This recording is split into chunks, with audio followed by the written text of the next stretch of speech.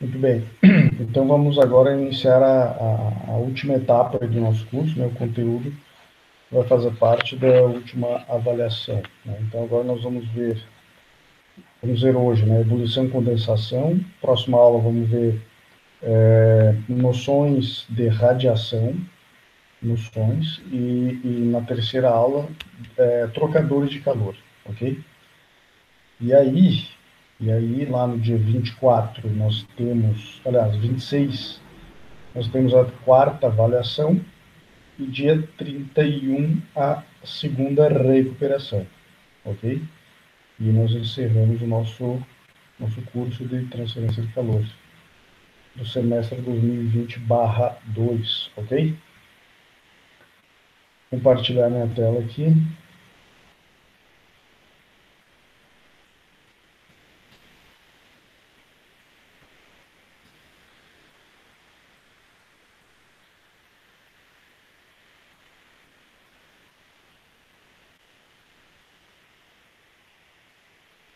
Muito bem. Compartilhei tela. Está aí na pedra o slide. Todo mundo está vendo aí? Está tudo certo? Sim, senhor. Beleza. Então tá. Então vamos ver hoje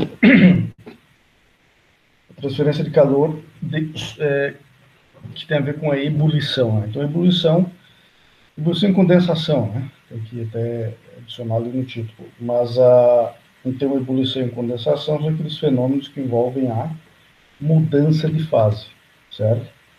E então nós vamos ver aí bastante questões do fenômeno, né? Da fenomenologia. Depois vamos ver valores característicos aí do H do coeficiente de transferência de calor relacionado a esses processos de ebulição e condensação. E vamos ver o modelamento, certo? Como é que nós calculamos, né? Basicamente, como é que calculamos o H para esses processos que envolvem ebulição e condensação e para a gente poder usá-la naquele modelinho da lei de resfriamento de parede que nós já conhecemos. Muito bem. Então, onde que nós encontramos o fenômeno de ebulição? Bom, acho que talvez o mais comum aí que a gente possa falar e recordar é a panela de água quente, certo? Onde nós cozinhamos os alimentos, certo? Então a água, né, ela está ali, recebe calor, um fluxo de calor constante ali na parte de baixo, né? A superfície interna da panela atinge e supera, né, a temperatura de saturação da água naquela pressão, na pressão atmosférica, e aí ocorre o processo de ebulição. Muito bem. Isso então no dia a dia, né? Existem outros, claro, mas vamos simplificar aqui, né? Muito bem. Também, né? Também no nosso dia a dia, só que menos evidente, né? Menos evidente. Isso que ocorre tanto dentro da nossa casa quanto também na indústria, né? A ebulição que ocorre do fluido refrigerante dentro dos equipamentos de refrigeração, tanto a ebulição quanto a condensação, certo? Então, a gente já viu lá em termodinâmica, tivemos uma ideia básica, né, de como é que funciona um ciclo de refrigeração. Então, lá nesse ciclo, né, que é formado por 4 elementos, compressor, uma válvula de expansão, o evaporador e o condensador, né? Então, a parte fria, né, onde evapora o fluido refrigerante, né? Então, o fluido refrigerante ele entra no estado líquido, absorve calor do ambiente frio, né, e sai do trocador de calor no estado vapor, e aí ele vai lá para o compressor. O compressor dá o ganho de pressão, né, quando ele dá o ganho de pressão, aumenta junto à temperatura de saturação. Então, fica aqui um lado quente de alta pressão, né, onde o fluido entra no condensador vapor, que é um estado de vapor. Esse condensador ele vai rejeitar calor para a atmosfera, né, e ao final ele sai aqui na condição de líquido saturado, certo? Então, para fazer análise de projeto, né, e mesmo análise de desempenho, desses trocadores de calor e, consequentemente, do ciclo de refrigeração, a gente precisa de tubos, né? Porque fora dos tubos é o ar, né? Está passando o ar frio dentro do ambiente refrigerado e o ar atmosférico que passa através do condensador. Então, na parte externa não tem segredo, é o ar, né? O ar quente que passa, em geral, são tubos aletados, né? Então aqui ó, tem esse trocador de calor aqui aletado, né? Ok? O tubo de calor aletado. Então, mas dentro dos tubos dessa tubulação, como que ocorre, né? Como é que ocorre o processo de mudança de fase?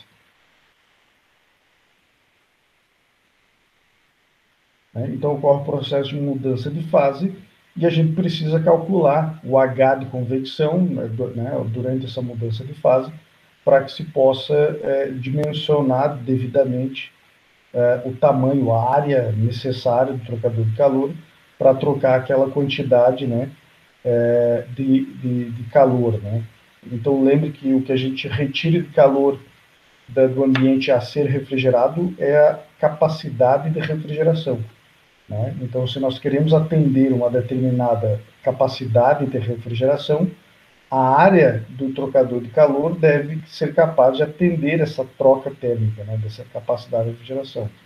Então, a gente vai ter que projetar esse trocador de calor. E aí o cálculo do coeficiente de transferência de calor, ele é fundamental, aí, né, certo? Para a gente determinar isso aí.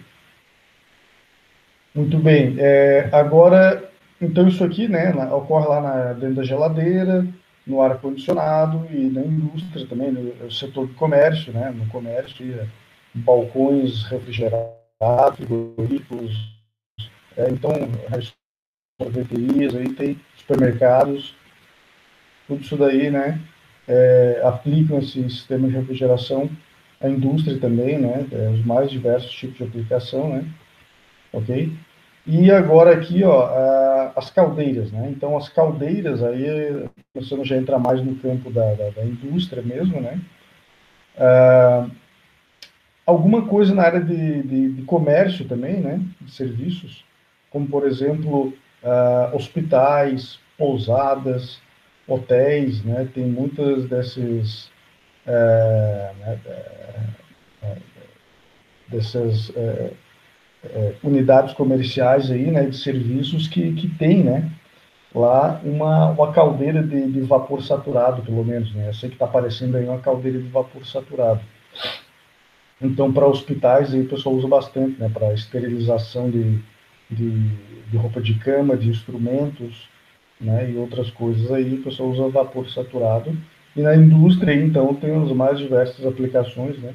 Aqui na nossa região, tem bastante dessas caldeiras aí, né?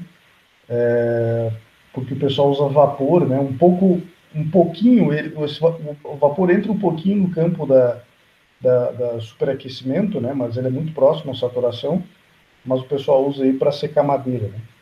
Certo? Então, as caldeiras aí tem bastante nas serrarias aí na nossa região. Então, também o projeto de uma caldeira, análise do desempenho da caldeira, depende de entender como é que ocorre a mudança de fase lá dentro, né? Essa aí, no caso, é uma caldeira flamotubular, quer dizer que, nesse caso aí, dentro dos tubos são os gases de combustão que ocorrem, né? E a ebulição da água ocorre no lado externo dessa tubulação, naquele tanque, naquele tambor ali que está onde atravessam os feixes de tubos, né? Certo? Então aí a ebulição ocorre na superfície externa da tubulação. E temos aqui, então, esse outro tipo de caldeiras, são caldeiras de maior porte, né? Aí já em plantas industriais maiores, né? Para geração de energia, para planta petroquímica, planta de papel e celulose, né? Então, temos aí essas caldeiras aquatubulares, né? As caldeiras onde dentro do tubo está a água, né? E por fora dos tubos existe a chama lá, né? A chama da combustível que foi queimado. Então, a radiação e mais a convecção dos gases de exaustão transfere calor para a parede do tubo e dentro do tubo a água recebe o calor e muda de fase. Certo? A gente vai ver mais em detalhes a questão das caldeiras lá na disciplina de máquinas térmicas, tá?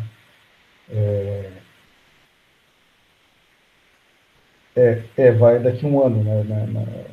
Lá na oitava fase que vocês vão ver máquinas térmicas. Certo? Muito bem, então aí para cálculo, para também projeto de desempenho de caldeiras, a gente precisa entender como é que calcula o H de ebulição dentro dos tubos, ok? Muito bem, aqui só recordando, né, lá de termodinâmica, né, a gente viu muito essa figura aqui lá em termodinâmica, né, o diagrama aqui, ó, temperatura, volume específico, certo? Onde nós temos aí a montanha da saturação, né? Então, na borda esquerda da montanha, bem na borda, nós temos a condição de líquido saturado.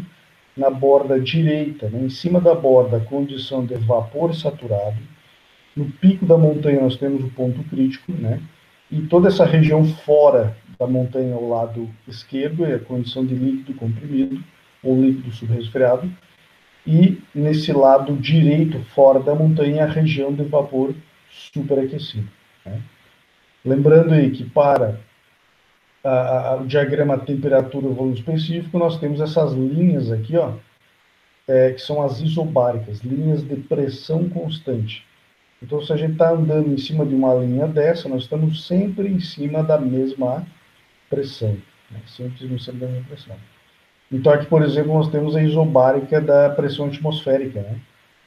Olha ali, ó, o patamar de temperatura dentro da montanha é um patamar de 100 graus, né, que corresponde à temperatura de ebulição da água na pressão atmosférica. Então, fora da montanha aqui, ó, nós temos o ponto L aqui, ó, líquido, né, subresfriado. Se nós adicionarmos calor nessa água, né, 1 quilo de água, 1 quilograma de água, nós vamos chegar aqui, né, aumentar aqui, ó, a temperatura com calor sensível. Chegamos ao ponto de líquido saturado, continuamos injetando calor, ele vai começar a transformar, né, passar do estado líquido para vapor. Lembra que ao longo aqui desse patamar nós conseguimos caracterizar a mistura por meio do título de vapor, né? O X, lembra? O X representa o percentual máximo de vapor dessa mistura, líquido e vapor, até que chegamos na borda direita, onde teríamos só vapor saturado, e continuando injetando calor nesse 1 kg de água, nós entraríamos aqui para dentro do campo de vapor superaquecido, certo? Então, só lembrando, né, que, por exemplo, lá dentro de um tubo, uma tubulação, né, de um evaporador, de um sistema de refrigeração, ocorre basicamente isso daqui, né? O líquido entra numa condição de líquido, né, já próxima da saturação, mas ainda líquido, e lá dentro da tubulação ele vai receber calor do ar, né, que está passando pelo lado de fora, vai receber, e no final da tubulação ele vai sair totalmente no estado vapor, né? Só que, claro, lá são fluidos refrigerantes específicos, né? Baseado em moléculas orgânicas, flúor ou cloradas, né? Fluoradas ou cloradas, ok? E aí, claro, a patamar de pressão e temperatura vai ser bem diferente, mas o que ocorre é exatamente a mesma coisa, né? Qualitativamente, o que ocorre é a mesma coisa que está descrito aqui no caso da água, ok? Muito bem. E aí, nós temos diferentes condições de ebulição.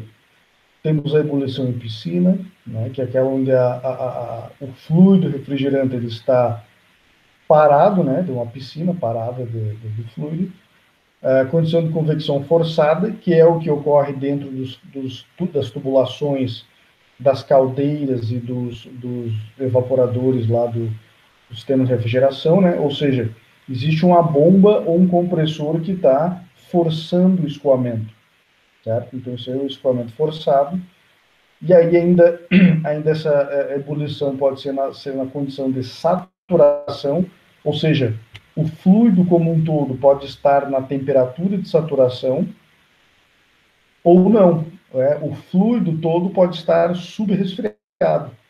Podemos ter um fluido lá na condição, seja ebulição em piscina ou ebulição em convecção forçada, certo? tanto em piscina como em ebulição forçada, o miolo, parte do fluido, pode estar na condição de líquido subresfriado, fora da montanha, no estado líquido. E na superfície, né, o contato com a superfície da parede do tubo, pode haver ebulição. Né? Isso pode acontecer, ok? Muito bem. A condição para ebulição... Ok, então aqui, qual é o requisito para ocorrer a ebulição de um fluido, né? Para que ocorra a ebulição, para que ocorra a ebulição, a temperatura da superfície deve estar acima da temperatura de saturação do fluido. Ainda que o fluido como um todo esteja já na temperatura de saturação, ele não vai entrar em ebulição. Ele só vai entrar em ebulição se a superfície que está em contato com esse fluido estiver na temperatura superior de saturação. Ok? É porque aquela história, né, pessoal? Lembra? Para que um fluido mude de fase, né, do estado líquido para vapor, ele vai ter que absorver calor. E lembrem que a mola propulsora da transferência de calor é a diferença de temperatura, certo? Então, se a temperatura da parede, lá da panela que contém o fluido, estiver na temperatura de saturação, e o fluido também estiver na temperatura de saturação, não vai ocorrer transferência de calor da parede para o fluido, porque o delta de temperatura é zero, certo? E o fluido lá dentro, que vai evaporar, ele tem que absorver calor. Tem que haver transferência de calor através da parede do recipiente, certo? Então, é necessário que haja um delta de temperatura, né? Que a temperatura da parede seja maior do que a temperatura de saturação do fluido. Para que aí esse delta de temperatura, ele que vai promover, né, ele vai impulsionar, lembra lá, a segunda lei da termodinâmica, ele que vai impulsionar a transferência de calor, certo? Então, por isso que em qualquer situação é mandatório que a temperatura da superfície esteja acima da temperatura de saturação do fluido, ok? Para que ocorra o processo de ebulição, senão não vai acontecer, ok? Então, é o que está mostrando essa figurinha aqui, ó. Essa figura aqui do lado esquerdo, vamos interpretar isso aqui como uma panela, né? Uma panela de água. Aqui embaixo temos a parede inferior da panela, ok? Que está numa temperatura, olha, ó, do lado direito, ó, temperatura S, temperatura da TS, temperatura da superfície, ok? E o fluido, como um todo, está na temperatura Tsat. Então, ele já está na temperatura Tsat, todo o fluido, só que ele não entra em ebulição. Por que não entra em ebulição? Porque ele precisa receber mais calor para mudar de fase. E de onde é que vai vir o calor? Vai vir da parede, né? Só que o calor só vai entrar para dentro do fluido se houver o delta de temperatura. Porque o delta é que é a mola propulsora da transferência de calor, do fluxo de calor. Certo? Então veja ali, ó, que a temperatura, né, do fluido, ela vem aumentando, né, numa taxa muito pequena. Quando chega próximo à parede, ela sobe vertiginosamente a temperatura, até a temperatura da superfície junto, né, grudado na panela. Ok? Então, veja que existe uma regiãozinha perto da parede, né, onde o gradiente de temperatura é bastante grande, né? A diferença de temperatura ele é bastante grande. E é nessa regiãozinha próxima à parede que vai ocorrer o fenômeno da evolução. Ok? Então, é como se fosse uma camada limite, mas a gente não pode aqui ainda chamar, não é exatamente a camada limite, né? Certo? Porque o fluido todo ele tem um gradiente de temperatura, né? Certo? Mas a gente tem que botar na cabeça isso, o fenômeno da ebulição ocorre numa região muito próxima à parede, né? Onde existe esse gradiente de temperatura, né? E que é fundamental para que ocorra para que seja injetado calor nesse fluido. Se não houver injeção de calor nesse fluido, não tem como o líquido passar para o estado vapor, né? O líquido ele tem que absorver o calor latente para mudar de fase, ok? Muito bem, então essa é a condição primordial, condição número 1 aí, para que ocorra a ebulição, ok? Muito bem. Outra coisa, né? Nós falamos anteriormente ali que existe um tipo de ebulição, que é a ebulição subresfriada, né? E o que pode acontecer, né? Na ebulição subresfriada, o que acontece? A maior parte do fluido aqui, ó, longe da parede, está na temperatura fria, né? Abaixo, né? Subresfriada, abaixo da temperatura de saturação, certo?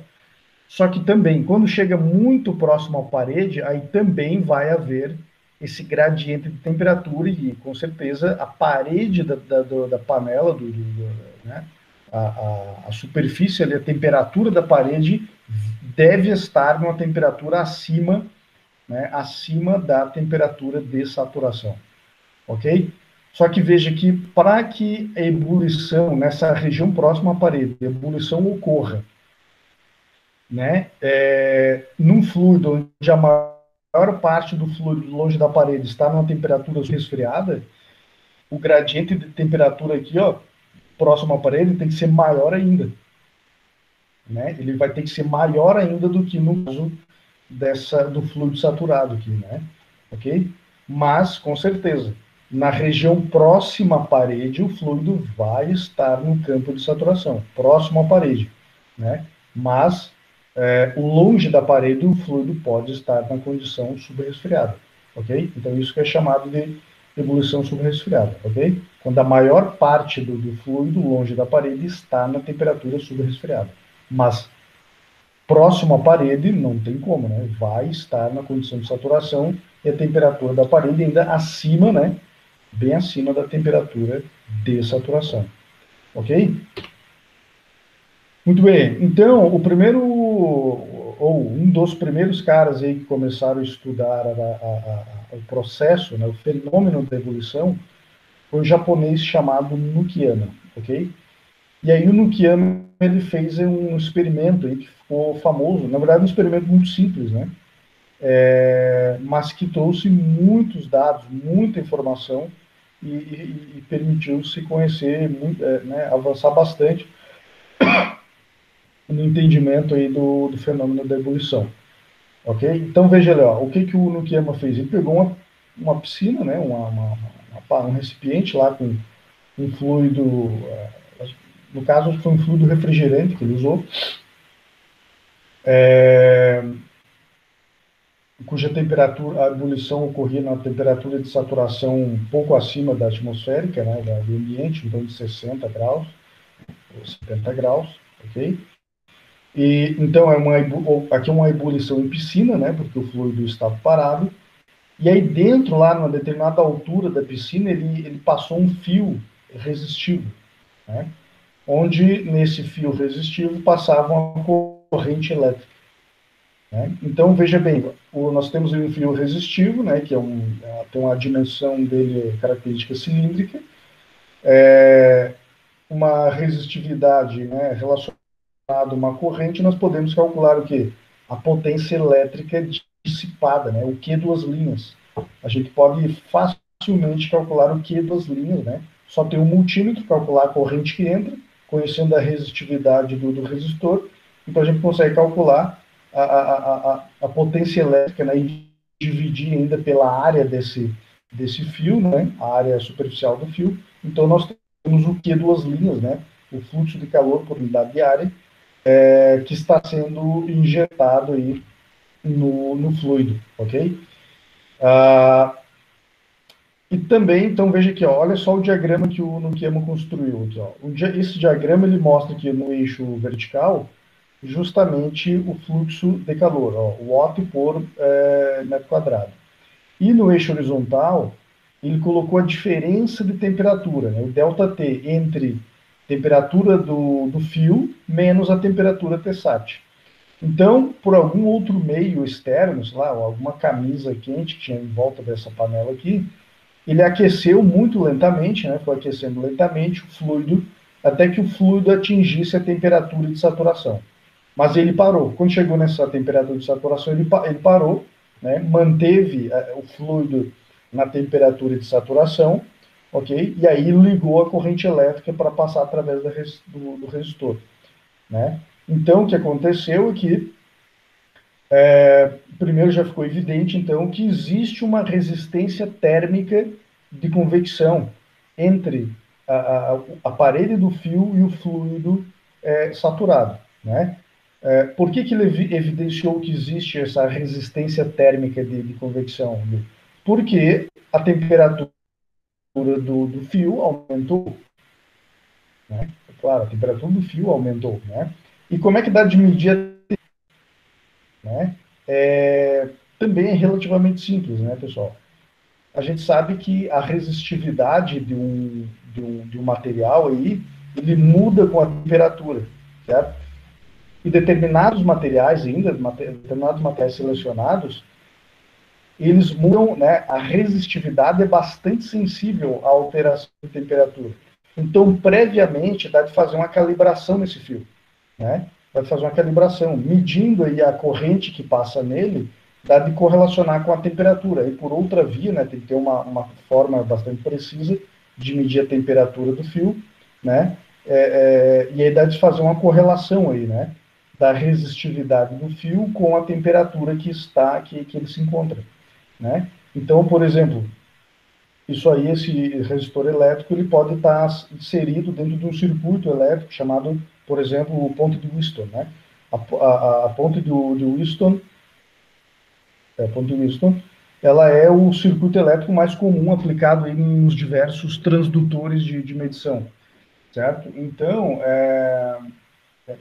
e que ela é justamente baseada nisso, né, ponto de vista, né? Pela a variação da resistividade de um material, de um resistor, é possível correlacionar essa variação de resistividade e, consequentemente, a alteração do sinal de saída do circuito com a grandeza que está sendo monitorada, né? Então, para qualquer que for o caso, né, é preciso fazer uma calibração prévia, mas, no fim das contas, o que deve fazer é isso, né? Você conhecendo o sinal de saída desse circuito onde este resistor está inserido, você consegue relacionar e ter ali, de forma indireta, qual é a temperatura deste elemento, no caso desse fio quente ali, ok? Então, de forma bastante simples e fácil, o Nukiyama conseguiu medir a potência, né, o fluxo de calor por unidade de área que estava sendo dissipada naquele resistor, e também saber qual o delta de temperatura entre o fio e o fluido no estado da saturação que ele estava, onde o fio estava inserido, imerso, né? Ok? Então, dessa forma aí que ele fez esse experimento. E aí, muito bem, o Nukiyama preparado, né, que estava a fazer o seu experimento, ele começou aos poucos a aumentar a potência, né, que era dissipada no fio elétrico. Então e aí ele foi monitorando o delta T, a temperatura do fio menos a temperatura Tsat. E aí ele observou o seguinte, né, ele foi aumentando lá o fluxo de calor e foi aumentando a temperatura, né? E de olho, né? Ele estava de olho. Visualmente ele estava monitorando, né? O olho em cima, visualmente monitorando o que acontecia sobre a superfície do fio. Então, até esse estado, esse mais ou menos aqui, né? Esse delta igual a 5, né? Não houve geração de bolhas. Não houve geração de bolhas, né? Então, houve uma convecção natural, né?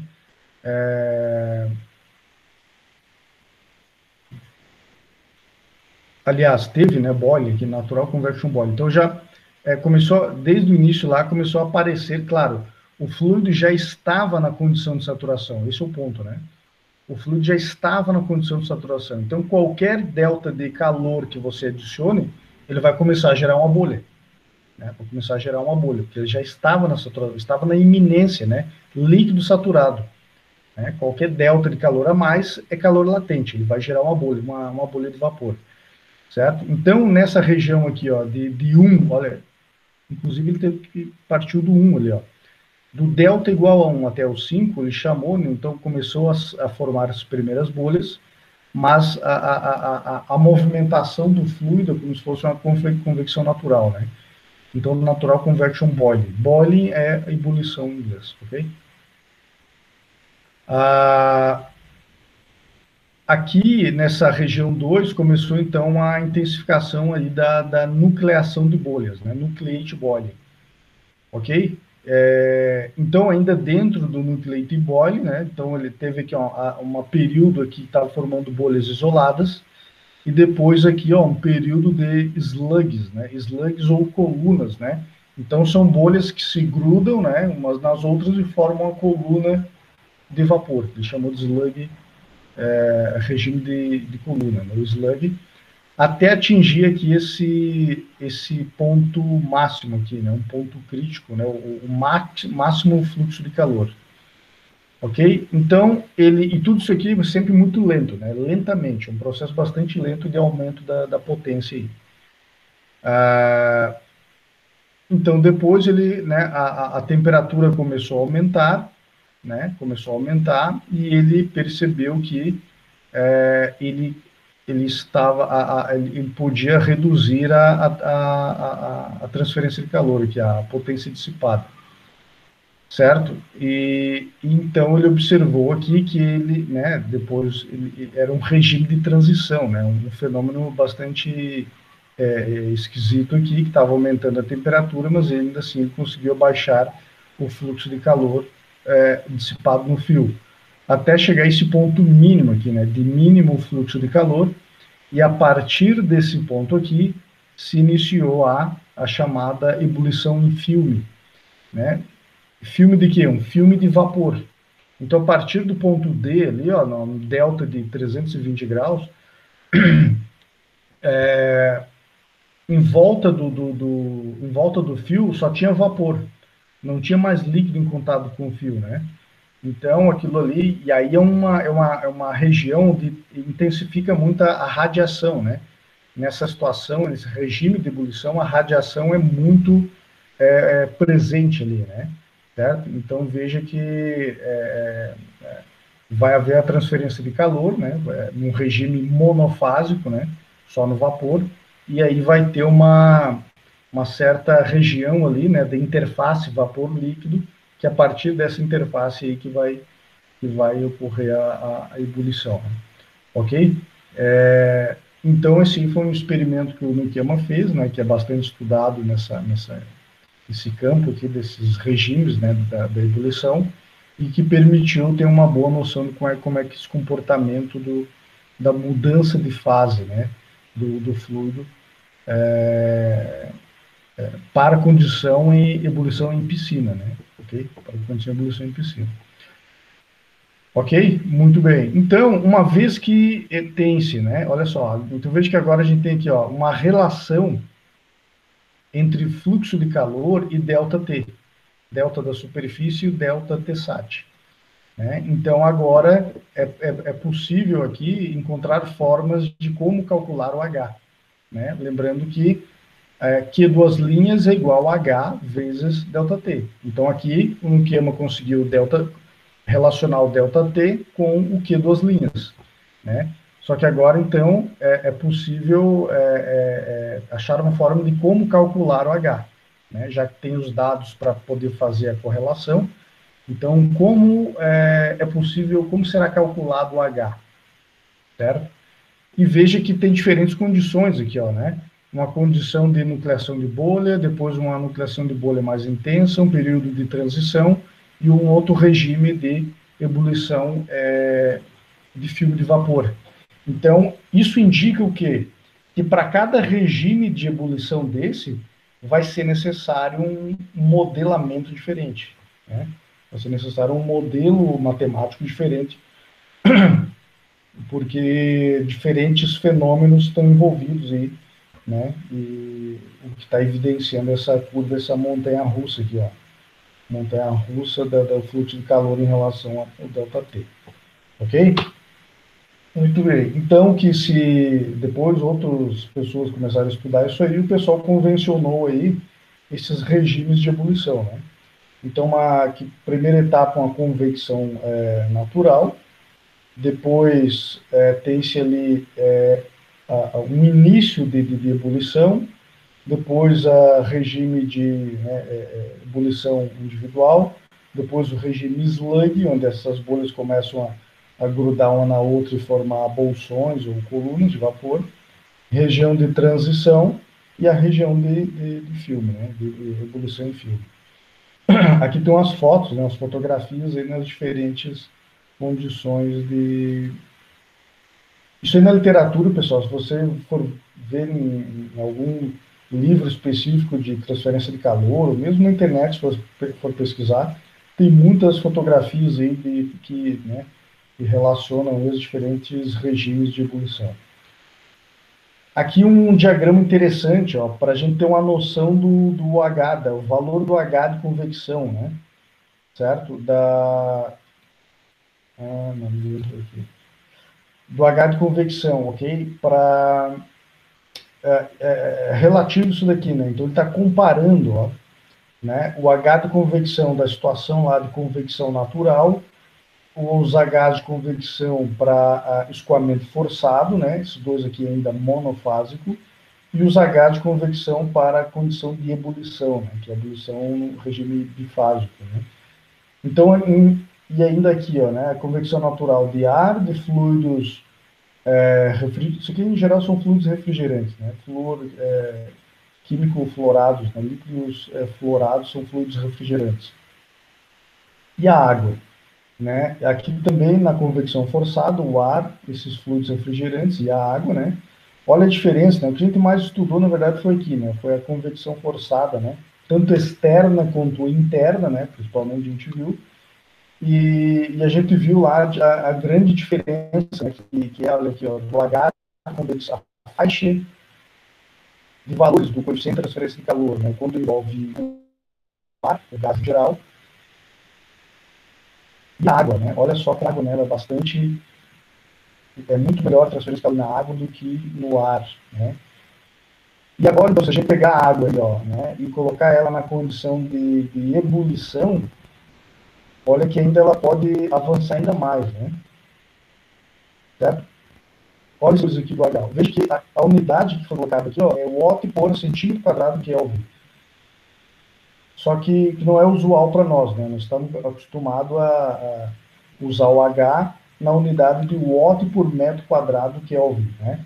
Então, para transformar isso aqui em watt centímetro quadrado Kelvin para watt metro quadrado Kelvin, nós precisamos multiplicar esses valores aqui por 10.000, né? Por 10.000, ok? Então, veja que aqui, olha aqui, esse 1 aqui, né, na nossa unidade de conversão padrão do Sistema Internacional, já é 10.000, né? Então, é um valor de H de convecção bastante expressivo aí, ok? Então, é isso aí, né? É legal esse diagrama porque a gente tem uma noção comparativa aí, né? Da performance que pode ter transferência de calor conforme as diferentes condições de transferência de calor. Ok? Bem. Então tá. Então, pessoal, vimos aqui um pouco da fenomenologia, né? Como é que ocorre esse fenômeno da transferência de calor em ebulição. Então, vamos começar a ver a modelagem, modelamento. Então, olha só, pessoal, como era de se esperar, veja bem, olha a bagunça que é esses escoamentos aqui, um monte de bolhas que são formadas de modo aleatório, né? E essas bolhas interagem com o fluido parado, interagem entre si. Então, é um negócio que é meio complicado isso aqui de modelar. Tem uma equação lá bonitinha que descreva todo o processo. Então, como nós já comentamos, né, inclusive lá em Mecânica dos Fluidos, né, e aqui também nessa disciplina, quando nós temos em mãos fenômenos muito complexos de serem modelados, né, e descritos por modelos matemáticos, aí nós recorremos à análise dimensional. Né? Análise dimensional. Então, olha só o que o pessoal fez, né? No final das contas, o que nós queremos? Achar uma forma de calcular o H de convecção. Então, observando os fenômenos envolvidos ali, né, e fazendo uma análise das propriedades, né, que estão envolvidas, das forças, né, dos fenômenos, das propriedades que estão envolvidas, observou-se que o H de convecção, ele é função, né, fortemente do delta de temperatura entre a parede e o fluido, da diferença da massa específica entre fase líquida e vapor, né? Aqui, ó, já foi multiplicado pela gravidade, porque isso aqui vai resultar num parâmetro adimensional. É função também do calor latente, né? A variação da entalpia de líquido e vapor, é o próprio calor latente de vaporização. Esse sigma aqui, ó, que a gente viu lá no início de mecânica dos fluidos, lembra? Que é a tensão superficial, né? Que é uma outra propriedade dos fluidos. Tensão superficial tem a ver com a afinidade química do fluido com a parede, né? Ou seja, a tensão superficial é que vai fazer com que uma bolha fique mais tempo grudada na parede ou menos tempo grudada na parede, né? E o tempo porque veja, quanto mais tempo a bolha ficar grudada na parede e ela está recebendo calor da parede, ela vai crescendo, né? Essa bolha está crescendo, certo? Então, se a afinidade química do líquido do fluido com a parede for grande, essa bolha vai ficar grudada na parede por mais tempo e vai ficar uma bolha grande. Só vai desprender quando ela for grande, né? Se a afinidade química do fluido com a parede for pequena, né? Assim que ela tiver aliás, vou mudar a minha forma aqui, porque vamos usar a gravidade que vai puxar isso aqui, né? Então, à medida que eu vou formando uma bolha, o empuxo do vapor da bolha vai querer desgrudar, né? O empuxo é uma força vertical para cima, né? O empuxo vai querer desgrudar a bolha da parede, certo? Desgrudar a bolha da parede, ok? Mas a tensão superficial vai manter ela na parede. Então, são duas forças que vão estar brigando ali, né? A força de empuxo e a força de tensão superficial. Então, o tempo que a bolha ficar presa na parede vai influenciar a dinâmica do processo de convecção, entendeu? Então, a tensão superficial vai influenciar no cálculo do H. A dimensão característica, né? Se é uma placa, se é um tubo, né?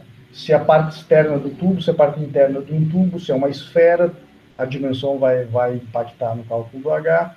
A massa específica do fluido, o calor específico, a condutividade térmica do fluido e a viscosidade do fluido também, né? A viscosidade vai influenciar na forma que esse fluido vai ficar interagindo com a parede aquecida, ok?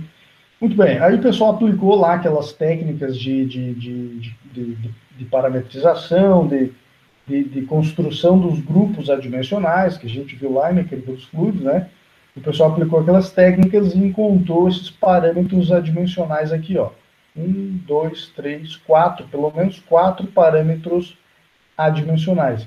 E veja que do lado esquerdo da equação, ele também já adimensionalizou o H, né? Agrupando ele junto com a dimensão característica e com a condutividade, e que nós já conhecemos que esse grupo aqui, né, do HL sobre K é o Nusselt, é o número de Nusselt, ok?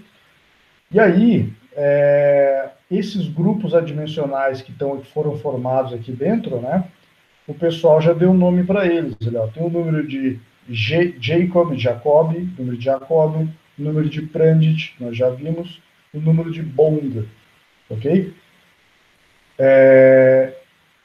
Esse primeiro número aqui, a princípio, ele não está, mas ele é parecido, a gente não chegou a ver a convecção natural, mas ele tem a ver isso aqui com a convecção natural, tá? Veja, o número de Jacobi, lembre que os parâmetros adimensionais, eles representam iterações físicas, lembre sempre disso, né? Os números adimensionais não são simplesmente números que combinados cancela todas as unidades ali. Não, eles também, além disso, eles representam iterações entre determinados efeitos físicos, ou forças físicas, né? Então, por exemplo, aqui, ó, esse primeiro parâmetro dimensional aqui, ó, ele está relacionando, ó, quando a gente vê aqui, ó, a diferença, né, entre os massa específica de líquido e vapor multiplicado pela gravidade, isso aqui está nos dizendo que está relacionado a empuxo, né? Vocês concordam, né, que quanto maior a diferença da massa específica entre o líquido e o vapor, e a gravidade que vai puxar o líquido e, portanto, empurrar para cima o vapor, certo? Então, quanto maior a diferença de massa específica entre líquido e vapor, maior vai ser a força de empuxo, certo? Na parte de baixo desse parâmetro, temos ali a viscosidade, né?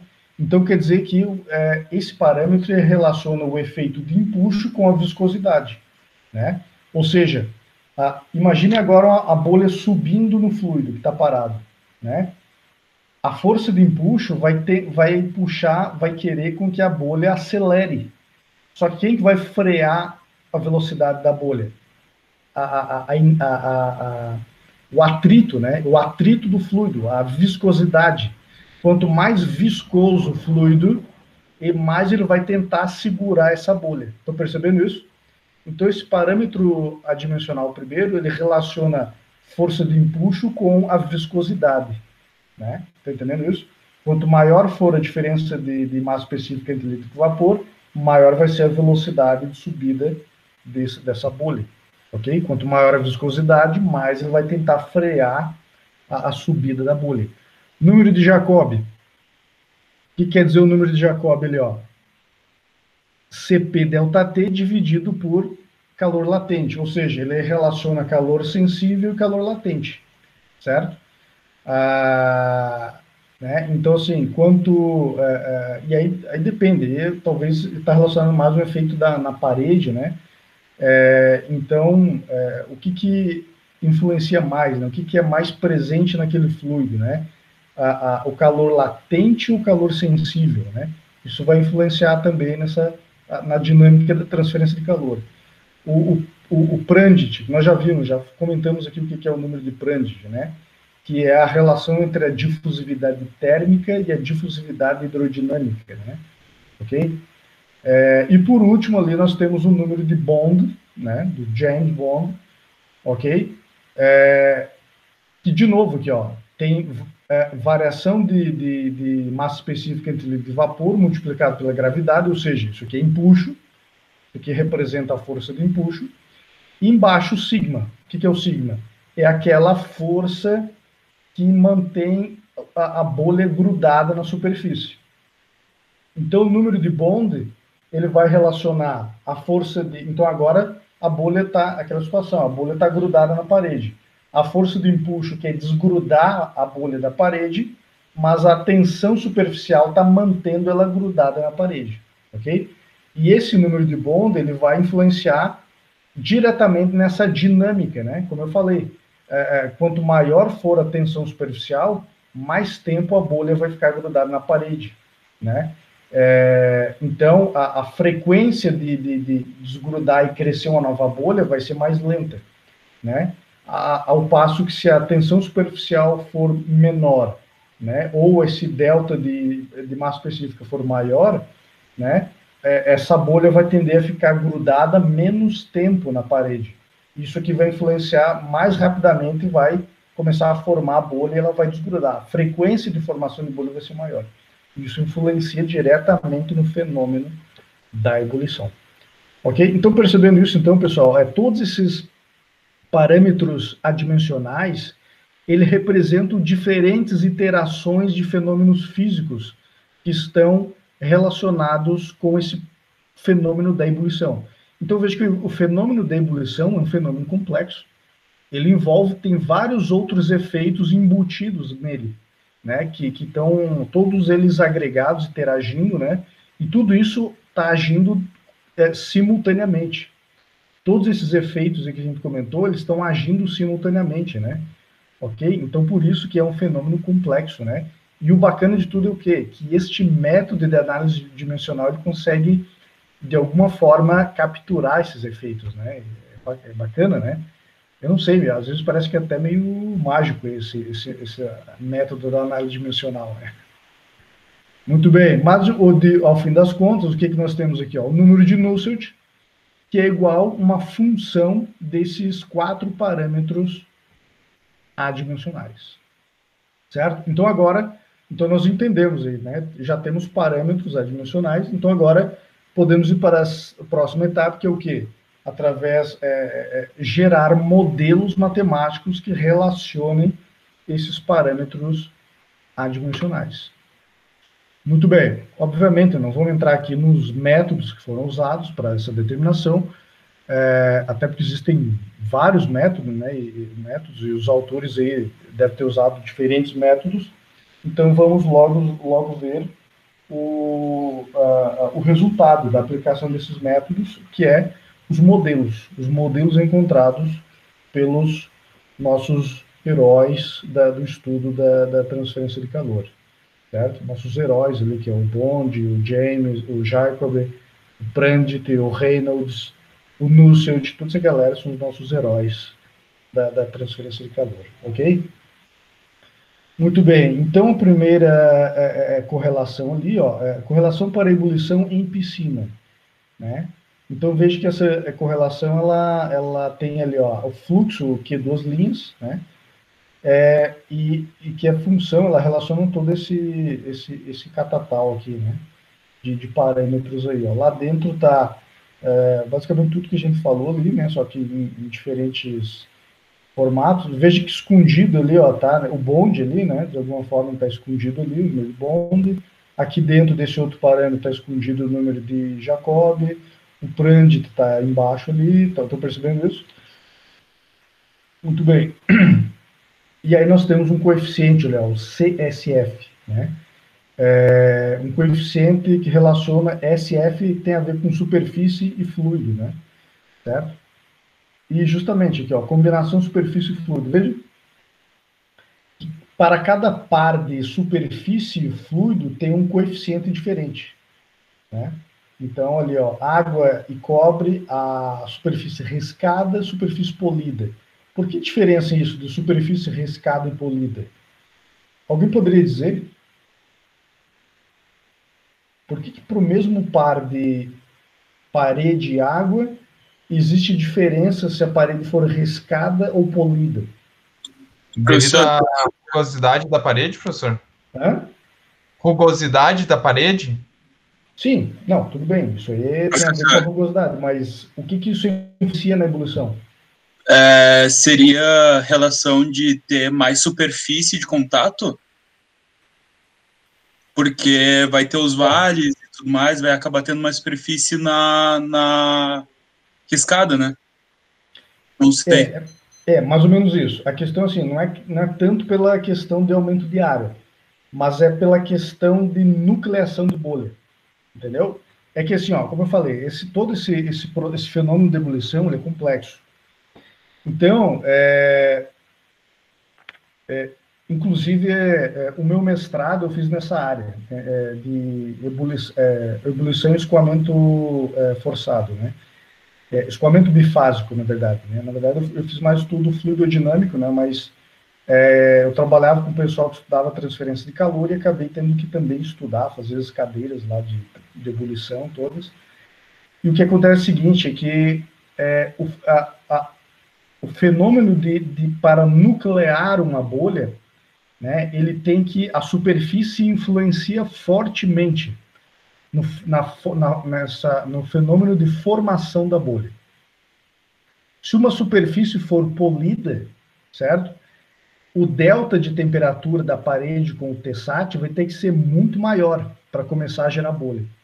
Se a superfície for riscada, né, o delta é bem menor. Você favorece muito a nucleação de bolha se você riscar a parede.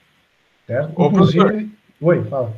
Isso se deve ao ângulo de contato entre o fluido e a superfície, o que facilitaria, digamos assim, o desprendimento devido à diminuição da tensão superficial entre fluido e parede? Tem a ver com isso também, tem a ver. Inclusive, tem estudos que mostram ali se esse risco ele é em formato de V, se ele é em formato quadrado, se ele é tipo um furinho para baixo, ele tem um buraco assim, né? Daqui em cima da superfície, tudo isso influencia, certo? Então isso aí tem muitos estudos, isso é um fenômeno que é muito estudado, né? A questão da ebulição e nucleação de bolhas. Então, porque justamente, né, veja, se você consegue, olha só, né? Porque a gente viu ali o quê? Ali nesse diagrama, ó. Veja que quando ocorre a ebulição, o H sobe muito, é muito grande o valor do H, entendeu? Então, quer dizer o quê? Que se a gente descobrir como é que é o mecanismo de nucleação de bolha, isso é interessante, porque quer dizer que com um pequeno delta T, entre temperatura e fluido, nós já podemos ter intensa geração de bolha, e o H muito grande. Está entendendo isso? Então, para aplicação, para projeto de trocadores de calor, isso é muito interessante, entendeu? Então, um fabricante lá de trocador de calor, por exemplo, se ele investir em pesquisa, né, de como ele consegue aumentar o H com pequenos deltas de temperatura, ele vai precisar de menos área para a troca de calor. Ele vai intensificar o Q2 linhas, certo?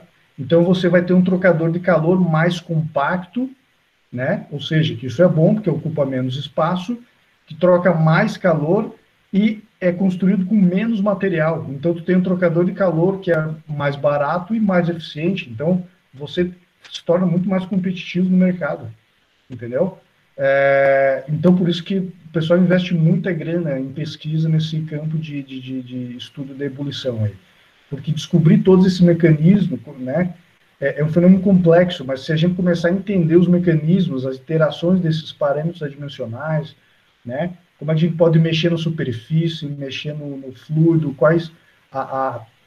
Veja que até o material da superfície influencia, tá vendo aqui, ó? Latão, níquel, platina. O pessoal vai descobrindo tudo isso, vai tendo vantagens tecnológicas, certo? Vai aumentando a capacidade de competição no mercado, né? Porque, ao fim das contas, é isso, né? O que promove o aumento da eficiência, né? Da melhoria da qualidade de produtos e a acessibilidade dos produtos no mercado é a competitividade. Tá? Interessante isso, né? E isso está ligado diretamente a estudo tecnológico, a aplicação de conhecimentos científicos em todo esse desenvolvimento. Então, é interessante isso. Certo? Então, veja que a nossa eficiência ele depende, além do par fluido-parede, da condição da parede. Olha só aqui, ó. Água e aço inoxidável. Aí nós temos a superfície atacada quimicamente, polida mecanicamente, esmirilhada e polida. Né? Veja que tudo isso altera o valor desse coeficiente ali, né? Água e latão, água e níquel, N-pentano e cobre, então isso tem mais um monte, né? Ok? Então aí é um modelo aí para o caso da ebulição em piscina, né? Em piscina. Ainda para ebulição em piscina, agora aqui ó, temos um modelo específico para a região do fluxo térmico máximo lá, certo? Que envolve esse coeficiente ali, que no caso ó, para cilindros e esferas o valor dele é 0,131 e para chapas horizontais é 0,149. E outro modelo para aquele vale, né, aquele vale lá da curva de Nukiyama, é um outro modelinho, é parecido com esse aqui. Na verdade, a única diferença qual que é? Que ele somou a massa específica no denominador ali, né? Basicamente isso. É só isso a diferença. HLV, RV, exatamente. E mudou o coeficiente, né? E também já está dizendo aqui que a incerteza dele é alta, né? Muito bem. Ebulição, e para a região ali, ó, de regime de ebulição em película de vapor. Veja que já é outro modelo aqui, né? Por que é outro modelo? Porque lá na película de vapor, o líquido nem toca a superfície do fio, né? É só vapor, né? Então, por isso que mudou totalmente o modelo aqui, né? Certo? Então, já tem aqui, ó, né? A condutividade. Olha que aqui já entra mais as propriedades do vapor, né? Aqui, ó, a viscosidade cinemática do vapor, condutividade térmica do vapor, certo? Que mais aqui, ó. No Nusselt também, ó, eu vejo que no próprio cálculo do Nusselt, a condutividade térmica aqui é do vapor, claro, porque quem está em contato com a parede é vapor, né? Muito bem. Ó, para temperaturas superficiais elevadas, né, ou seja, um Psat acima de 300 graus, a radiação se torna significativa. Então, é importante considerar a radiação, né, no modelo lá, no cálculo do H na região de ebulição de vapor, ok? Então, lembrando, nós já vimos lá no início do curso aquele modelinho básico para radiação, né?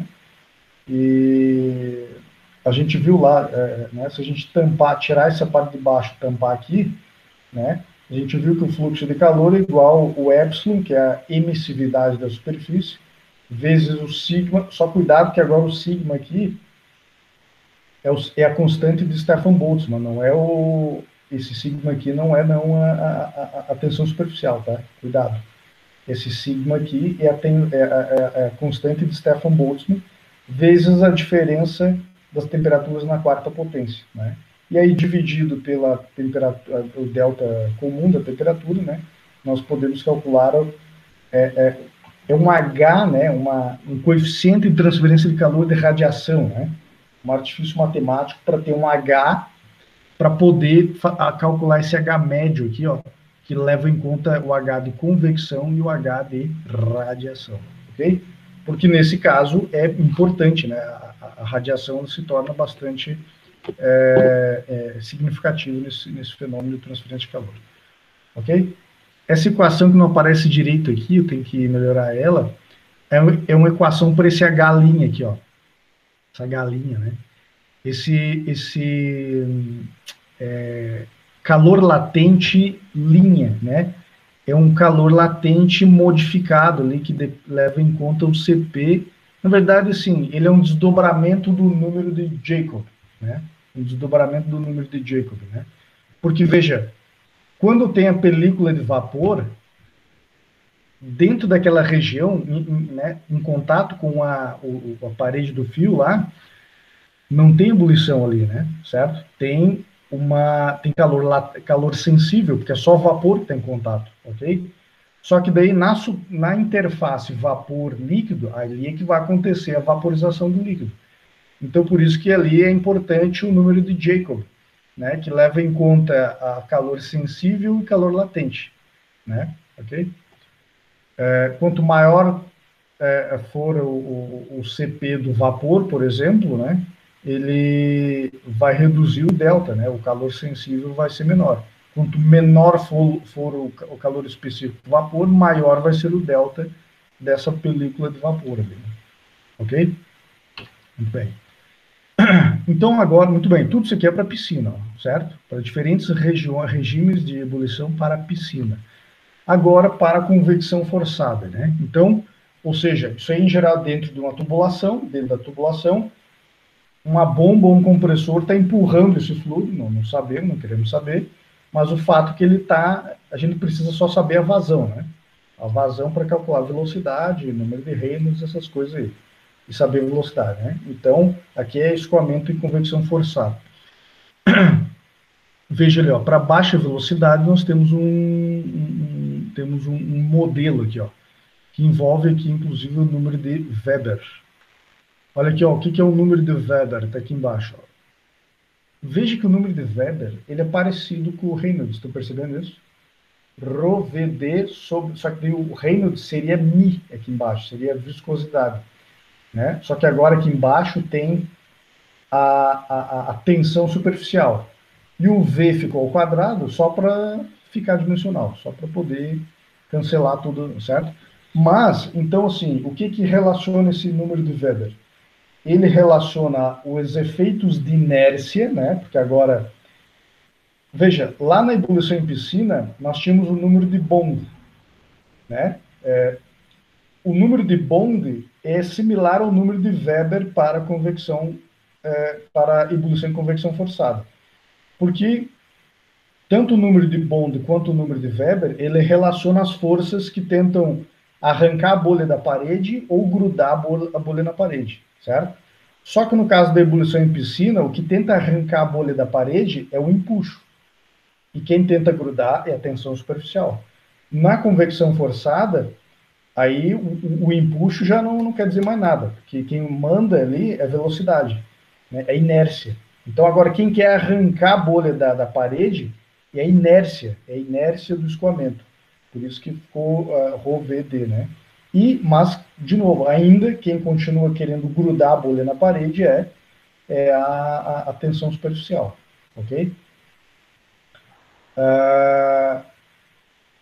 Aqui tem um dado interessante também, né? Valores característicos aí, né?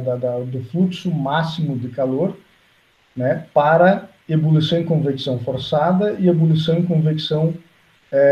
ebulição em piscina. Olha só a diferença, pessoal. O pico de fluxo de calor chega a 1,3 megawatt por metro quadrado. É muita coisa isso. Megawatt por metro quadrado, né? E se for convecção forçada, o pico de ebulição lá pode chegar a 35 megawatts por metro quadrado. É coisa pra caramba isso aí, cara. Certo? É muita energia por unidade de área. Muito bem, então a turma pegou aí, né, e aplicou seus métodos lá matemáticos e estatísticos, né? Claro, tudo isso depende muito, né? Na verdade, depende essencialmente de experimentos, né, de laboratório bem controlados, observados, né? O pessoal desenvolveu seus métodos de experimentação, aplicou aí os métodos estatísticos, né, em cima para fazer todo o tratamento dos dados e desenvolveram esses modelos matemáticos à luz dos parâmetros adimensionais. Ok? Muito bem. Aqui nós temos então agora a fenomenologia, né? Como é o fenômeno de ebulição em convecção forçada, né? Então, o que antes ocorria tudo numa piscina parado, estático, né, com fluido estático, agora nós temos o fluido correndo, né? O fluido está escoando, certo? Então, o caso é o seguinte, que à medida que o fluido ele vai recebendo calor. Então, por isso que no início aqui, né, vamos supor que o fluido chegou na condição de saturação, e a partir do momento aqui, o delta mais que ele receber de calor, né, de fluxo de calor, ele vai começar a nuclear a bolha, né? Então, nas primeiras etapas da tubulação, nós vamos encontrar o regime de bolhas, né, borbulhado, o regime de escoamento de bolhas. Depois, o regime de plug, né? Plug porque forma essas bolhas, esses bolsões de vapor, né? Um plug. Depois, de novo ali, o coalescimento das bolhas, né? Essas bolhas vão se grudando e ficando maior, formam os slugs, né? Essas colunas de vapor. E depois começa um processo de transição aqui para o anular. Ok? Então, quando vai aumentando muito, né? Perceba o seguinte, pessoal, porque o fluido, né? Quando ele vinha no líquido, ele vinha numa velocidade, certo? Regime permanente, lá no início, certo? Só que observe o seguinte, à medida que mais massa de líquido vai virando vapor, lembre o seguinte, lá de termodinâmica, que a diferença de volume específico do líquido para vapor é muito grande, né? Então, uma gota de líquido, quando ela se vaporiza, ela expande. Lembre disso, entendeu? Então, o que vai acontecer durante o processo de ebulição em convecção forçada? Esse fluido, o escoamento, ele vai acelerar, entendeu? Então, o escoamento vai começar, à medida que ele vai recebendo mais calor e vai gerando mais bolha de vapor, essas bolhas vão se expandindo e vai acelerar o fluxo, vai acelerar o escoamento. E essa aceleração, o aumento da velocidade do escoamento, vai mexer totalmente com a dinâmica do escoamento. a interação entre a interface de líquido e vapor vai mudar drasticamente, né? Então, à medida que uma boa porção de vapor já se formou, ele vai formar esse regime ondulado, né? Esse wave aqui que está chamando, e depois ele vai formar essa região aqui, ó, anular, né? Escoamento anular. Olha aqui esse corte em perfil aqui, ó, da tubulação nessa região. Veja aqui o que aconteceu aqui, ó. Nós temos um miolo de vapor e o líquido foi empurrado para a parede, né? Porque o vapor está em alta velocidade. Ele acelerou muito devido à expansão, né? Esse vapor acelerou e a inércia desse vapor acaba empurrando o líquido para a parede, né? Inclusive na parte superior, né, a gravidade tenta puxar o líquido para o fundo, mas toda a inércia do vapor acaba empurrando o líquido e ele forma um regime anular, né? Só que, claro, vai chegar um ponto que esse líquido que está empurrado na parede também vai vaporizar, né, e vai culminar aqui nesse regime aqui, e depois a última etapa do regime de ebulição e convecção forçada é quando nós temos apenas pequenas gotas de líquido flutuando e turbilhonando, né? São turbilhonadas e carregadas pelo fluxo, com certeza turbulento, né? Escoamento turbulento de vapor sendo com gotas de líquido dispersa, né? Essa é a última fase de regime de ebulição em convecção forçada. Ok? E, obviamente, né, em cada um desses regimes de escoamento aí, veja que a interação do fluido com a parede muda muito, é muito distinta de um regime para o outro. E isso vai influenciar decisivamente no valor do H de convecção. Ok? Então, só para a gente ter uma ideia dessa fenomenologia que ocorre dentro de um duto, né, de uma tubulação onde está mudando de fase. Então veja que lá na casa de vocês, quando você escuta lá, né, na geladeira, lá, aqueles barulhos do escoamento, ou no ar-condicionado, tem um monte de coisa complexa acontecendo lá dentro dos tubos, né, que a gente nem faz ideia do que está acontecendo, né? Mas existe toda uma fenomenologia bastante complexa lá, e que promove e aumenta muito aí a transferência de calor, né? Ok? Aqui só outras fotos aí, né? Como eu falei também, todos esses fenômenos são muito estudados, né? Por isso que o pessoal já categorizou, né, cada um desses regimes aí. Ok? Mas então, olha, ó, um parâmetro bastante importante para o estudo da ebulição e convecção forçada é a fração mássica média, que é esse X barra aqui, ó, certo? Então, esse X bar é como se fosse uma espécie de um título de vapor, né? Só que veja que ele depende da velocidade, lá, tá vendo? Ele leva em conta essa integral aqui, ó, integral de ρv, aliás, ρu, né? Porque é a velocidade na direção x, né? Certo? Veja que esse u, ele é função do raio e do x, né? Ou seja, então ele é uma velocidade que varia no raio e varia no x.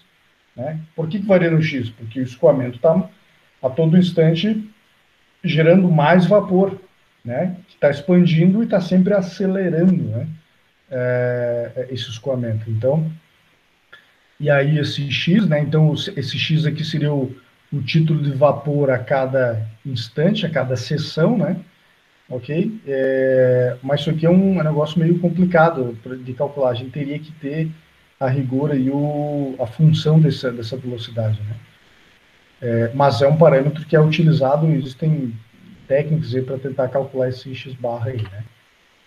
Ok? Aqui um outro aspecto aqui, ó, é interessante esses diagramas aqui, ó, que eles relacionam a temperatura e o H de convecção em função dos diferentes regimes. Então, agora peguemos aí, ó, esses dois figuras que mostram um tubo na vertical. Uma tubulação na vertical, mas da mesma forma, né? No início aqui do escoamento tem ebulição em bolhas, depois tem o slug, depois tem o anular e o droplets, bolhas dispersas, né, no escoamento, ok?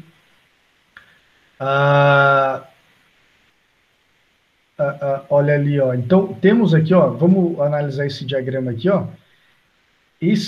Essa linha vertical aqui, então é o TSAT, ok? Essa linha vertical é o TSAT. Veja que essa linha primeira aqui, ó, que eu tô com a mãozinha em cima, é a temperatura do líquido, ok? Do escoamento do líquido. Então, veja que nessa região aqui, ó, o líquido aqui, ele está subresfriado. A temperatura TL do líquido está abaixo da temperatura de saturação, certo? Muito bem. Então, só que veja que tem essa região aqui, ó, tá? E essa outra linha aqui, ó, mais à esquerda, essa linha mais à esquerda é a temperatura da superfície, the wall, né? Esse TW é a temperatura wall, da parede, certo? Então, nós vimos aqui, ó, que quando a temperatura de wall cruza a temperatura de saturação, ali inicia o processo de ebulição, ok? E veja que tem uma região aqui, ó, que a temperatura da parede é maior que a temperatura TSAT, mas a temperatura do líquido ainda é menor que TSAT. Então, veja que tem uma pequena região no início aqui, ó, que é onde ocorre a temperatura, a ebulição subresfriada, certo? Então, mesmo em convecção forçada, nós temos aqui, ó, a temperatura média do líquido é menor do que a TSAT, mas a temperatura da parede já é maior que a TSAT, né? E já tem bolhas se formando. Então, veja que essas primeiras bolhas que aparecem aqui, ó, é no regime de ebulição subresfriada. A temperatura média do fluido é menor que TSAT, mas a parede é maior que TSAT, e portanto já existe bolha. Muito bem, até que, então, a temperatura média do fluido atinge TSAT. E veja que a temperatura do fluido, média do fluido, ela vai em TSAT até lá em cima, ó, tá vendo? Em todo o regime de ebulição forçada, o fluido permanece na temperatura TSAT, né? E veja que também a temperatura da parede, ela se mantém praticamente constante na maior parte dos regimes de escoamento, né? Só quando o quê? Quando seca o líquido da parede, aí a temperatura de wall, ela sobe. Sobe, mas o TSAT continua, o líquido continua TSAT, o fluido, né, o escoamento como um todo, continua TSAT. Por quê? Porque dentro do escoamento existem bolhas de líquido ainda. Estou percebendo lá? Só quando diminui muito as bolhas, as gotas de líquido no escoamento turbulento, né, predominantemente vapor, é que daí começa a subir de novo a temperatura média do escoamento. E essa figura rosa aqui, ó, mostra a evolução do H de convecção. Então, veja que o H de convecção ele começa baixinho, vai aumentando aos poucos, né? À medida que vai aumentando a nucleação de bolha na parede, aumentando, ele aumenta bastante no regime anular. O regime anular, ele é um período de máximo valor do H, até o ponto que, ó lá, quando seca a parede, né? Quando a parede não tem mais líquido na parede, então, abruptamente o H cai lá, ele cai. Ok? E dali para frente nós só temos vapor dentro da tubulação. Ok? Então aqui também fica bastante claro, né, a relação do ΔT e do H ao longo dos regimes de escoamento, de ebulição de convecção forçada. Muito bem. E agora que os modelos... Matheus. Oi, fala. Só uma dúvida. Sim. Essa formulação, a gente utiliza alguns dados de tabela, né, de consulta de tabela ali, dos materiais e tal, do fluido que a gente está utilizando. Está falando disso aqui? Não só desse daí, né? Por exemplo, do H também, a gente vai certo. utilizar um H, a gente vai calcular o H ou a gente já vai ter o H? Acho que a ligação caiu. Tá ruim. Todo mundo está me escutando bem? Ou será que é para mim que está ruim aqui? Tá tranquilo para escutar, professor. Tá, então acho que é tua conexão. Eu vou mandar isso. Tá. Eu vou mandar a dúvida no chat, mais fácil. Tá legal. Manda lá.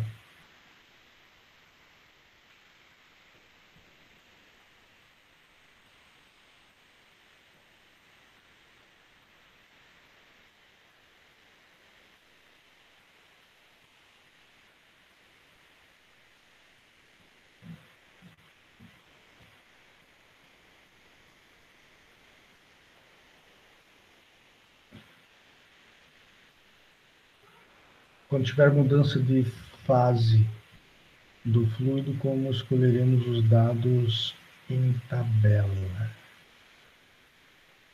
Ok, entendi. Veja que a maioria das propriedades aqui,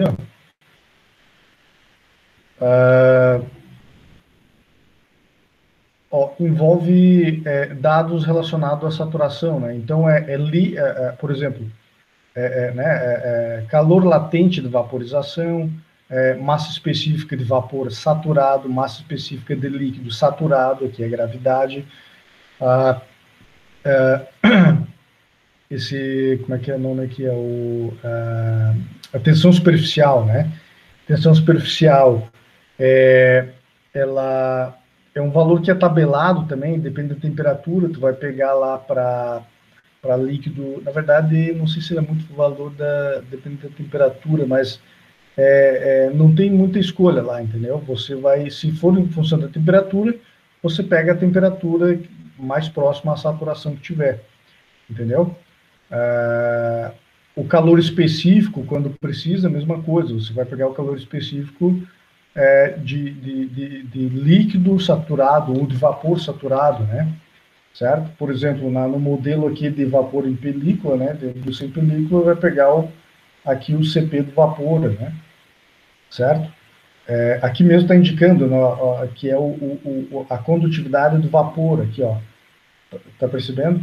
Mas é isso, né? Quando não tiver especificamente que é do vapor, você vai pegar do líquido saturado, certo? Em geral é isso. Você pega as propriedades do líquido saturado. Aqui, ó, CP do líquido está aqui, ok? Aqui também, ó, viscosidade do líquido, tá? Em geral, ó, Prandtl do líquido, ok? Então, em geral, é isso, né? E mesmo assim, pessoal, veja que o que eu coloquei nos slides aqui é só o resumão, né? Certo? Para a gente conseguir avançar melhor na aula. Mas lá no livro, o livro descreve com muito mais detalhes, né? Então, se você está em dúvida aqui nesse modelo do slide, tem que ir lá no livro e ler o texto do livro para descobrir né, qual é a condição das propriedades que você vai ter que usar. Ok? Então, é isso, né? Não tem que ter um mistério. Então, em algum lugar vai ter que estar dito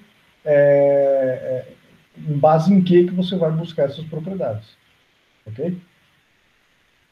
Muito bem. Aqui, por exemplo, está dando que o massa específico do vapor aqui, ó, certo? Muito bem.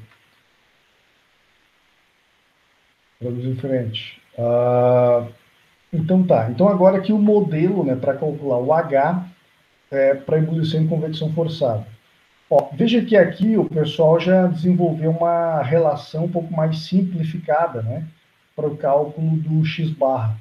Só que veja que o x barra, ele é função do x, né? Ou seja, do título de vapor. Claro, e o título de vapor, ele varia, ele vai aumentando ao longo do escoamento, né? Mas então, você precisa saber o fluxo de massa total do escoamento, né? Ou seja, o fluxo de massa que deu o líquido que entrou, que é igual em todo o escoamento, né? A conservação da massa. Se é um processo que ocorre em regime permanente, quer dizer que o fluxo mássico é sempre o mesmo, né? Ok? Você tem que saber, ter uma boa estimativa do fluxo de calor, π, diâmetro da tubulação, o título de vapor, né, dependendo da posição, e o calor latente de vaporização. Veja que aqui, ó, o H está dividido por um HMF. O que é esse HMF? É o H monofásico. É o coeficiente de transferência de calor monofásico. Se estivesse escoando somente líquido, certo? Então, se estivesse escoando somente líquido, a gente poderia usar aquela correlação do Dietz-Bottler lá, né, de convecção interna forçada, que a gente viu, ok? Decalcula o valor desse H monofásico, né, e aí depois se aplica todo o resto dessa equação aqui, ó. Veja que essa equação é comprida, ó, ela vem aqui mais esses termos aqui, ó, certo? Então, veja que aqui, ó, tem uma função de Froude, e Froude é um outro número outro parâmetro adimensional. Ok? Então, aqui está a formulazinha para calcular o número de Froude, né? Então, aqui, ó, para tubos verticais e horizontais, com o número de Froude maior que 0,04, assume-se que a função de Froude é igual a 1. Então, esse F de Froude é igual a 1 para tubulações verticais e horizontais, cujo número de Froude é maior que 0,04. Para tubulações horizontais, cujo Froude é menor que 0,04, então você vai considerar que a função é isso aqui, ó, 2,63 vezes o Froude elevado a 0,3. Ok? Muito bem. E aqui na parte de baixo tem esse outro parâmetro, que é o GSF, né? Lembrando que toda essa correlação aqui é válida para o valor de x barra entre 0 e 0,8. Né? Então tem uma limitação aí. Continuando, ó, a mesma equação, só porque é bastante informação, eu tenho um modelo slide. Agora que o valor desse parâmetro GSF aqui, ó, né? Valores de GSF para várias, um coeficiente de ajuste, né? Que depende do par fluido-superfície. Fluido-superfície. Então, por isso que tem também essa correção aqui, ó. Então, aqui, ó, fluido em tubo de cobre. Então, tudo isso aqui vale para tubo de cobre, né? Agora, se o fluido for a água, for o querosene, for o refrigerante 134, refrigerante 152, e para tubos de aço inoxidável, use G igual a 1. Igual a 1. Ok, pessoal? Então, mais uma correlação aí que pega... Veja que essa correlação, ela pega praticamente todo o espectro ali dos regimes de regime de escoamento, ok?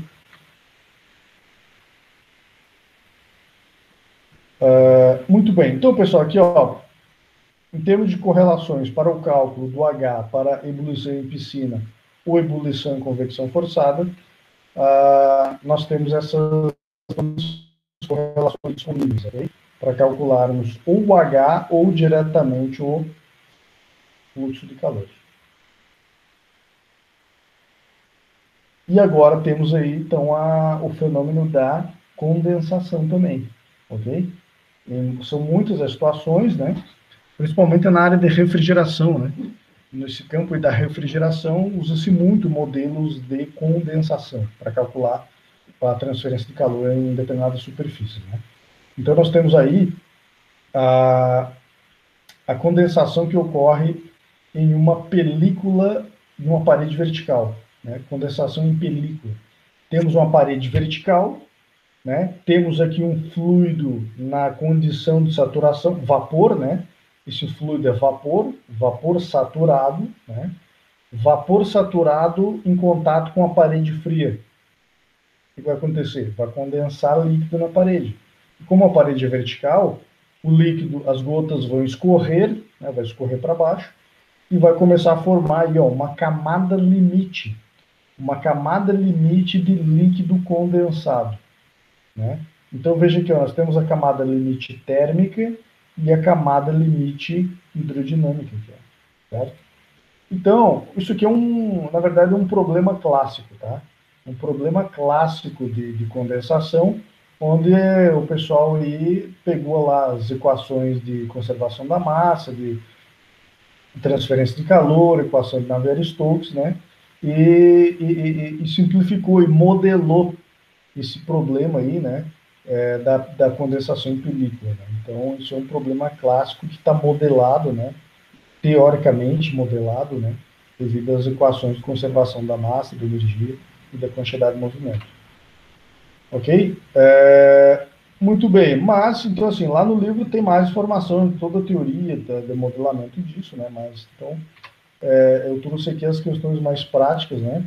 Então, no final das contas, né? Porque essa película, ela começa a laminar e depois, num período em diante, ela vai começar a desestabilizar e se tornar turbulenta também, né? Vai ficar bagunçada.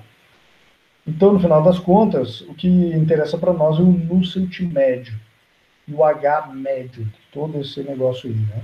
Então, a película, né, lá no regime laminar, o pessoal acabou desenvolvendo aí todo esse equacionamento, né? E é possível calcular, então, o H de convecção para uma película no regime laminar, né? Que envolve todos esses parâmetros aí. E, ó, aqui está a melhora, depois tem que substituir lá em cima, ó. Aquele calor latente linha, é isso aqui, ó, o calor latente que multiplica 1 mais 0,68, o número de Jacob, ou o número de Jacob, tanto faz. E aqui uma correlação para poder calcular a espessura da camada limite, né? Só lembrando que o X aqui está virado para baixo, né? Olha ali, ó. O eixo X está virado para baixo, então por isso que a espessura da camada limite cresce com o X, né? À medida que ele vai descendo. Ok? Muito bem. Película turbulenta, né? A turbulenta. Então, vou ficar nesse formato aqui, né? O HL, né? Fica em função aqui de todo. Veja que tem um Reynolds aqui, ó. Um Reynolds, certo? Que está baseado na espessura da camada limite. Ok? Muito bem. Então, aqui, ó, para número de Reynolds entre 30 e 1800, essa correlação. Para número de Reynolds maior que 1800, usa essa outra correlação aqui. Película turbulenta. Aqui, ó. Então, aqui, como que calcula o número de Reynolds, ó? Certo? Para diferente, ó, tem diferentes, dependendo, olha, veja aqui, pessoal, olha só. O cálculo do número de Reynolds para o problema da condensação em película vai ter que ser um processo iterativo, estou percebendo isso? Porque o modelo para calcular o número de Reynolds depende de saber qual é a faixa do número de Reynolds. Só que se você não sabe qual é o número de Reynolds, como é que vai escolher qual faixa é? Então você vai ter que chutar, vai ter que escolher uma primeira equação dessa aí, fazer a conta e ver qual foi o resultado. Caiu na faixa entre 30 e 1800. Então eu estou correto. Ou então, né, ou, por exemplo, né, uma sugestão, você pode começar, a primeira conta que tu faz usando esse modelo aqui, ó, que é mais simples. Né? Então você usou esse modelo, calculou o Reynolds e deu maior que 30. Então, opa, deu maior que 30, então agora eu vou calcular com essa equação aqui. Então você calculou com esse modelo aqui e continuou dando dentro dessa faixa aí, né? Então, ok, beleza, é aqui mesmo. Né? Ou não, calculou aí e deu maior que 1800. Então, opa, então não é aqui. Então, ele vai ter que calcular com essa aqui. Decalculou de novo com esse outro modelo e, de fato, deu maior que 1800. Opa, então é aqui mesmo. Né? Então, agora é com essa, entendeu? Então, veja que para esse problema você é meio que iterativo, vai ser um processo meio iterativo, assim, né? Para poder encontrar qual é o número de Reynolds. Uma vez que você encontrou o Reynolds, que de fato você vai jogar aqui, ó, nesses modelos para calcular o H médio. Ok?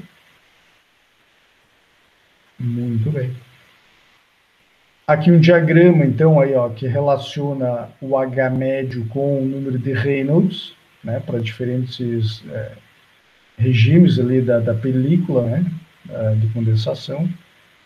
Ó, veja que a partir de Reynolds de 1800, né, o número de Prandtl ele vai influenciar fortemente o valor do H. Estão percebendo aqui? Para número de Reynolds menor que 1800, o número de Prandtl não quer dizer muita coisa, não quer dizer nada, ok? Inclusive ele mostra aqui as faixas de aplicação daquelas equações ali, ó. Ok? Então veja, pessoal, está tudo dominado isso aí, né? Todo esse fenômeno aí está dominado, já está modelado, ok? Pessoal, tomar cuidado para não se embaralhar na hora de fazer as continhas, ok? Olha o tanto de variáveis, de parâmetros envolvidos aí, né? Isso aí, o pessoal erra muito isso aí na prova, né, pessoal? Não, fez tudo certo na hora de fazer a conta lá, fez a conta errada. Errou. Muito bem. E Não sei, talvez aí nos projetos aí do trocador de calor, talvez o que mais vai se encontrar é isso aí, ó, condensação em película sobre sistemas radiais, sobre tubulações, né? Certo? Então veja que, olha, ó, dá de calcular o H direto, né? E que depende de todos os parâmetros que estão envolvidos. Olha ali, ó, Vinícius, ele está dizendo ali, ó, o ρ líquido, ρV, condutividade do líquido, aqui, ó, calor latente linha, aquele calor latente corrigido, né? Aqui, ó, viscosidade do líquido, certo? E esse D aqui, o que é? O diâmetro da tubulação, o diâmetro do tubo. E esse C, um coeficiente de correção, coeficiente de ajuste que para esferas ele é 0,826 e para tubos horizontais ele é 0,729. Então está tudo dominado. Tudo aí, ó. Ok? Então, o importante é isso, né, pessoal? As correlações estão todas prontas aí, agora é importante ter entendimento da física, né? Certo? É aquela história que sempre fala, né? O entendimento da física, primeiro vai nos ajudar a escolher melhor os modelos, né? A ter mais consciência da aplicação dos modelos. E mesmo em análise de sistemas aí que já estão rodando, a gente pode tomar decisões, né? Em cima do, poxa, tem um trocador de calor lá, a caldeira tem um problema, ocorre vaporização lá dentro, você tem que tomar uma decisão, se vai parar, se vai continuar, se tem risco de vazamento, se como é que tá, por que o desempenho está ruim, ou seja, você tem uma boa ideia do que está acontecendo lá dentro, né? Você entende o fenômeno da visão, né? Okay? Então sempre, ele tem que saber física, não tem um engenheiro que só aplica a fórmula, né? Qual é a fórmula? Para esse problema, qual é a fórmula? Não, isso não é engenharia. Isso aí é comportamento de aluno de segundo grau, né? Só quer aplicar qual é a fórmula, né? A fórmula que eu tenho resultado e eu tiro 9 na prova. Não. O engenheiro, ele quer resolver o problema, ele quer entender a física. E entendendo a física, ele quer saber qual é o melhor modelo que representa aquela física, né? Então ele tem que entender das coisas, né? Ok? Por isso que é importante o entendimento da física, né? E para poder selecionar melhor os modelos aqui, né? E aplicar com maior consciência o modelo, ok? Então, entendimento da física dos problemas é fundamental para a formação de engenheiro. Ok, pessoal? Perguntas, dúvidas aí? Isso aí?